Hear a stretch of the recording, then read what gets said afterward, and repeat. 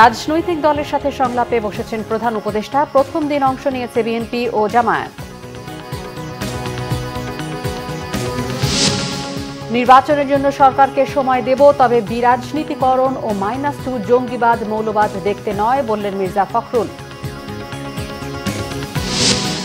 টানা বর্ষণ আর উজানের ঢলে শেরপুরে পানিবন্দী কয়েক হাজার পরিবার, পানিতে ডুবে 3 জনের মৃত্যু। ময়মনসিংহের ধোবাউড়ায় নতুন করে দেখা দিয়েছে বন্যা।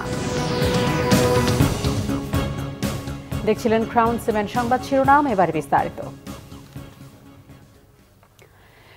দর্শক, প্রধান উপদেষ্টার সাথে সংলাপ শেষে কথা বলছেন বিএনপি মহাসচিব। আমরা আপনাদের সরাসরি নিয়ে যাচ্ছি সেখানে।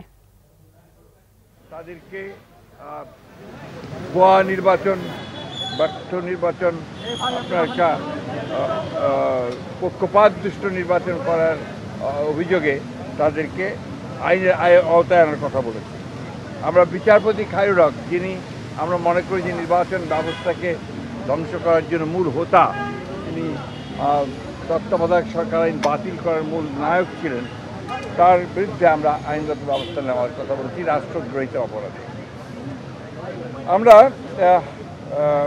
লক্ষ্য করেছি যে প্রশাসন থেকে অত্যন্ত দুর্ভাগ্যজনকভাবে এই প্রায় 2 মাস হতে চলেছে, আগামী 8 তারিখে 2 মাস হবে, এখন পর্যন্ত গত সরকারের আমলে, অর্থাৎ ফ্যাসিস্ট সরকারের আমলে যারা তাদের দোসর হয়ে কাজ করেছে, তাদেরকে সহায়তা করেছে এই লুটপাট, অনাচার, অত্যাচার, মানুষের উপরে নির্যাতন, গুম খুনের ব্যাপারে, গণহত্যার ব্যাপারে, তাদের অনেকেই, বেশিরভাগই এখনও পর্যন্ত বহাল তবিয়তে তার স্ব জায়গায় বহাল আছে। এদেরকে অবিলম্বে তাদেরকে সরিয়ে নিরপেক্ষ ব্যক্তিদেরকে এখানে আনার কথা আমরা বলেছি। আমরা বলেছি যে আপনার জেলা প্রশাসকের ব্যাপারে আপনারা লিখেছেন, পত্রপত্রিকাগুলিতে লেখালেখি হয়েছে। এই 59 জন জেলা প্রশাসকের মধ্যে কী করে সেটা নিয়োগ করা হলো সেটা সম্পর্কে আমরা জানতে চেয়েছি। একই সঙ্গে যাদের বিরুদ্ধে অভিযোগ উঠেছে তাদেরকে নিয়োগ বাতিল করে দেওয়ার জন্য আমরা বলেছি। আমরা নতুন ফিটলিস্ট করার কথা বলেছি যোগ্য ব্যক্তিদের দিয়ে। আমরা চুক্তিভিত্তিক কিছু নিয়োগ বাতিল করার জন্য আমরা প্রস্তাব দিয়েছি। আমরা বিশেষ করে এই অন্তর্বর্তী সরকারের মধ্যেও 2-1 জন আছেন যারা অন্তর্বর্তী সরকার এবং আপনার যে গণ-অভ্যুত্থান বিপ্লবের যে মূল স্পিরিট সেটাকে ব্যাহত করছে, তাদেরকে স্মরণের কথা বলেছি। আমরা যারা পদোন্নতি বঞ্চিত হয়েছে সরকারি কর্মকর্তা 15 বছর ধরে, তাদেরকে ভূতাপেক্ষ পদোন্নতি নিশ্চিত করার কথা আমরা বলে এসেছি। এই ছিল আমাদের আপনার মোটামুটি আপনার বক্তব্য, পয়েন্ট ভিত্তিক, হ্যাঁ। এবং আপনার বিচার বিভাগের ব্যাপারে আমরা খুব পরিষ্কার করে যেটা বলেছি সেটা হচ্ছে যে এই বিচার বিভাগে হাইকোর্ট বিভাগ, যেটা এখন পর্যন্ত কোনো পরিবর্তন হয়নি, এবং হাইকোর্ট বিভাগের বেশিরভাগ নিয়োগই ছিল কিন্তু আপনার দলীয় ভিত্তিতে, এবং প্রায় 30 জন বিচারক বহাল তবিয়তে তারা কাজ করছে এখনও। এদের ব্যাপারে ব্যবস্থা নেওয়ার জন্য, প্রয়োজনীয় আইনগত ব্যবস্থা নেওয়ার জন্য আমরা কথা বলেছি। এই কিছু দলকানা বিচারক যারা আছেন তাদেরকে অপসারণ করার কথা বলেছি। আর অতি দ্রুত আমরা পিপিজিপি নতুন নিয়োগ করার কথা বলেছি।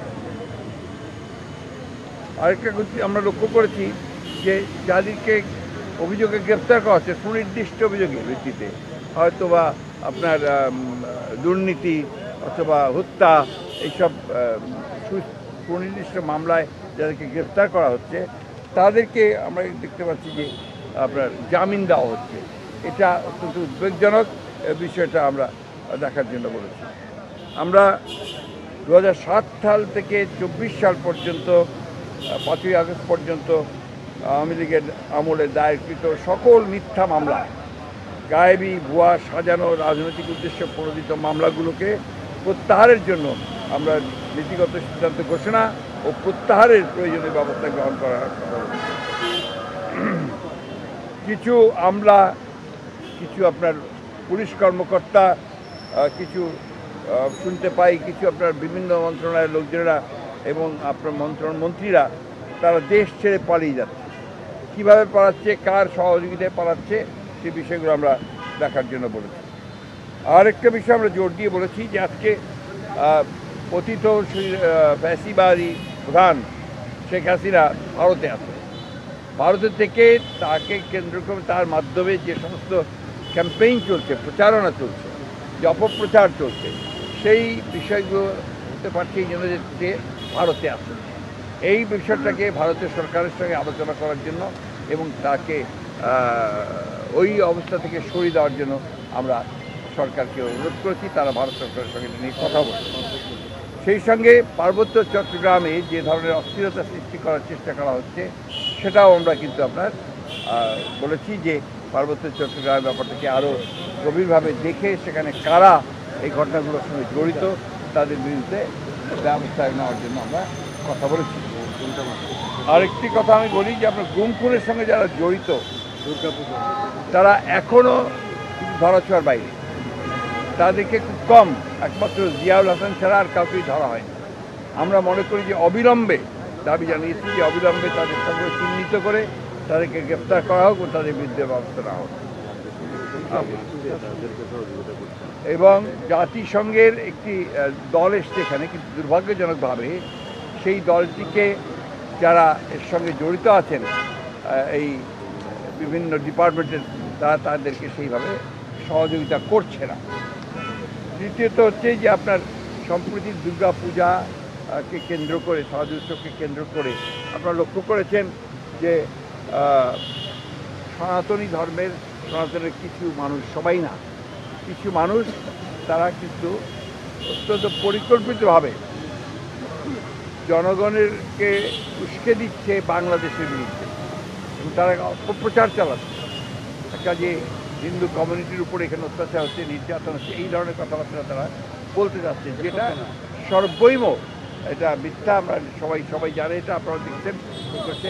এটা হচ্ছে একটা সুদূর পরিকল্পনা তাদের, যে বাংলাদেশে আপনার মাইনরিটিকে নির্যাতন করা হচ্ছে, বাংলাদেশের বিরুদ্ধে এটা একটা ষড়যন্ত্র বলে আমরা মনে করি। এই কথাগুলো আমরা তাদেরকে অত্যন্ত গুরুত্ব সহকারে বিবেচনার জন্য বলেছি ও তার বিরুদ্ধে প্রয়োজনীয় ব্যবস্থা গ্রহণ করার জন্য বলেছি। Thank you. রাষ্ট্রীয় অতিথি ভবন যমুনায় প্রধান উপদেষ্টার সাথে সংলাপ শেষে বিএনপি মহাসচিব মির্জা ফখরুল তার বক্তব্য জানাচ্ছিলেন। বিএনপির মহাসচিব মির্জা ফখরুল ইসলাম আলমগীর বলেছেন, অবাধ, সুষ্ঠু, নিরপেক্ষ নির্বাচনের আয়োজন করতে অন্তর্বর্তী সরকারকে সময় দেবে বিএনপি। তবে আবারও ১/১১ মতো -2 ফর্মুলা, বিরাজনীতিকরণ, জঙ্গিবাদ, মৌলবাদ দেখতে চায় না বিএনপি। বলেন, যে ভূতগুলো নিয়ে আওয়ামী লীগ জনগণের উপর অত্যাচার, নির্যাতন চালিয়েছে তারা এখনও প্রশাসনে আছে। তাদের তাড়াতে না পারলে সব প্রচেষ্টা ব্যর্থ হবে। বিশ্ব শিক্ষক দিবস উপলক্ষে শিক্ষক কর্মচারীদের চাকরি জাতীয়করণ ও বৈষম্যহীন শিক্ষা ব্যবস্থার দাবিতে রাজধানীর ইঞ্জিনিয়ারিং ইনস্টিটিউট মিলনায়তনে সমাবেশ করে শিক্ষক কর্মচারী ঐক্যজোট। এতে বিএনপি মহাসচিব মির্জা ফখরুল ইসলাম আলমগীর বলেন, নারী শিক্ষার বিকাশে বেগম খালেদা জিয়ার অবদান অনস্বীকার্য। অপরদিকে আওয়ামী লীগ পরিকল্পিতভাবেই শিক্ষা ব্যবস্থা ধ্বংস করেছে। তিনি বলেন, বিএনপি বিরাজনীতিকরণের রাজনীতি বিশ্বাস করে না। গণতান্ত্রিক রাষ্ট্র বিনির্মাণ করতে চায় বিএনপি। বলেন, ছাত্র জনতার রক্তের বিনিময়ে সাময়িক বিজয় এসেছে, এই বিজয় ধরে রাখতে না পারলে সবই ব্যর্থ হবে। প্রয়োজনে রাজপথে আবারও আন্দোলনের হুঁশিয়ারি দেন মির্জা ফখরুল।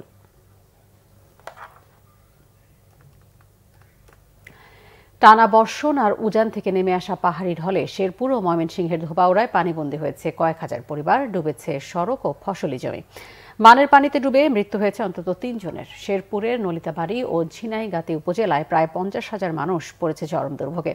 পানিতে ভেসে যায় অন্তত 3 জন। উপজেলা প্রশাসন ও পানি উন্নয়ন বোর্ড জানায়, নালিতাবাড়ি উপজেলার পৌরসভা সহ 13টি ইউনিয়নের প্রায় 20টি গ্রাম, ঝিনাইগাতি উপজেলার 9টি ইউনিয়নের 25টি গ্রাম প্লাবিত হয়েছে। কিছুটা কমেছে ঝিনাইগাতি উপজেলার মহারশী সোমেশ্বরী নদীর পানি। এদিকে ময়মনসিংহে বৃহস্পতিবার সন্ধ্যা থেকে মুষলধারে বৃষ্টি শুরু হওয়ায় ধোবাউড়া উপজেলার দক্ষিণ মাইজপাড়া, গামারিতলা, ঘোষগাঁও, পোড়াকান্দুলিয়া ইউনিয়নের অন্তত 20টি গ্রাম প্লাবিত হয়েছে। এছাড়া নেতাই নদীর বাঁধ ভেঙে পানি প্রবেশ করায় তলিয়ে গেছে বাড়িঘর, পুকুর, রাস্তাঘাট। দেখা দিয়েছে খাবার ও বিশুদ্ধ পানির সংকট।